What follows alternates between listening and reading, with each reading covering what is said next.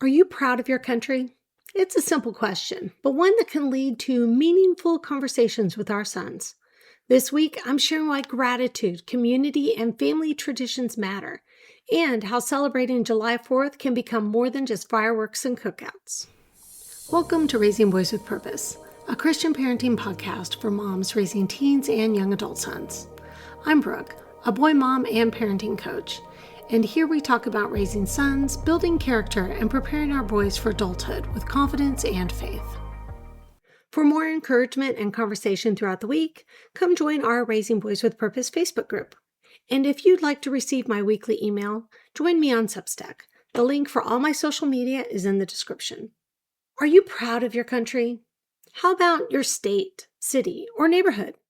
What makes where you live special? No place is without its flaws, but how we view where we live and where we grew up can affect us and our children throughout our lives. The key is to learn from the past, appreciate the present, and help our sons build an even better future.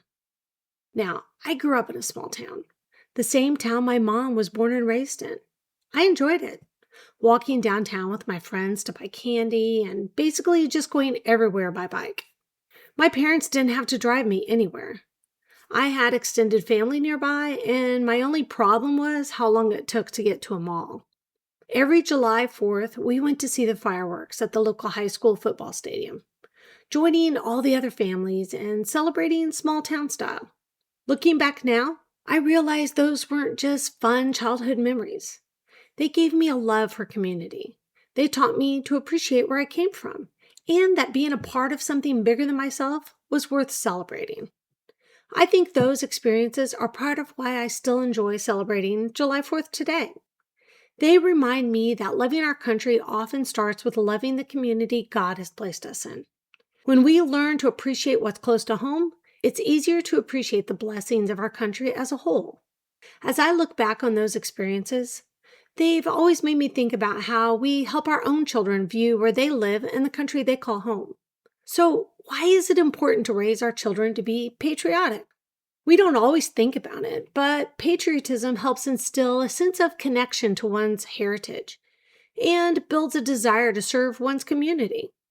They learn to appreciate the sacrifices made for our country and begin to feel a sense of ownership in its future. One simple way we can encourage that is by including our sons in the process.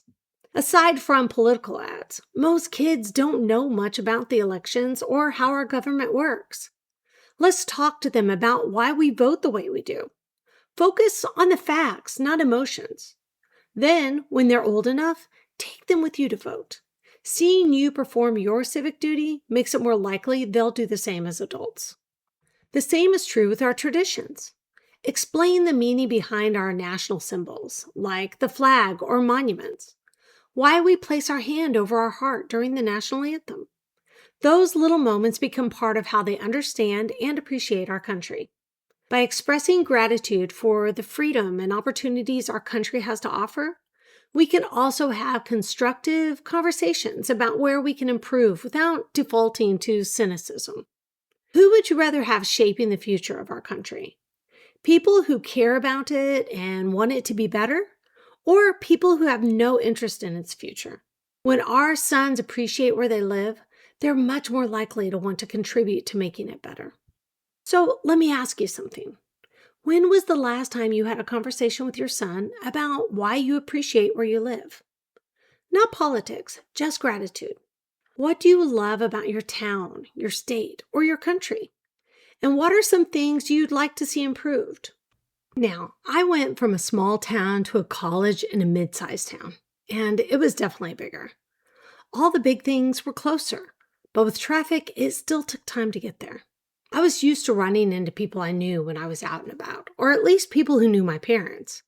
On one hand, it was freeing being in a new place, but on the other, I missed the connection and traditions I had back home. That's when I realized something. We often don't appreciate what we have until we experience something different. After I graduated college, I couldn't move back home. While I missed the closeness of the community, there was no way I could build a career there. I ended up getting married and staying in my college town. In many ways, patriotism is similar.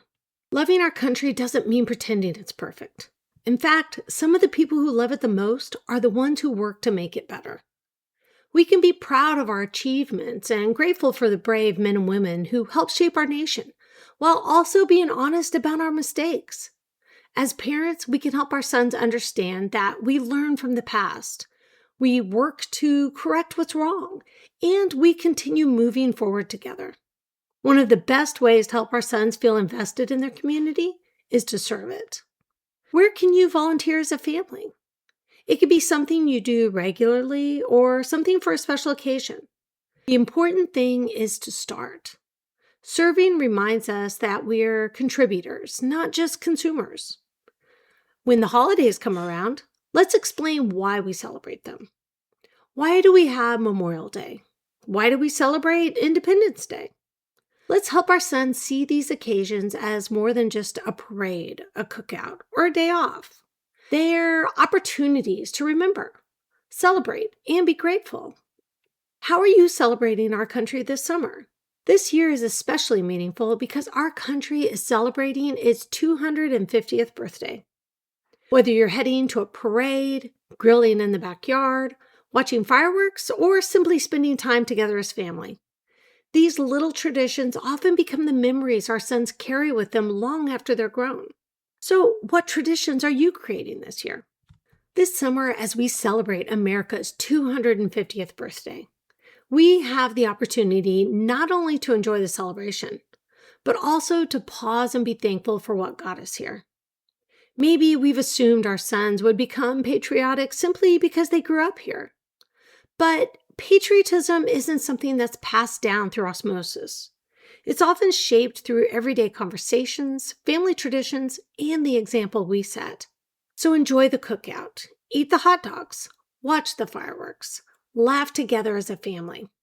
And somewhere in the middle of all the fun, take a minute to ask your son what he knows about why we're celebrating.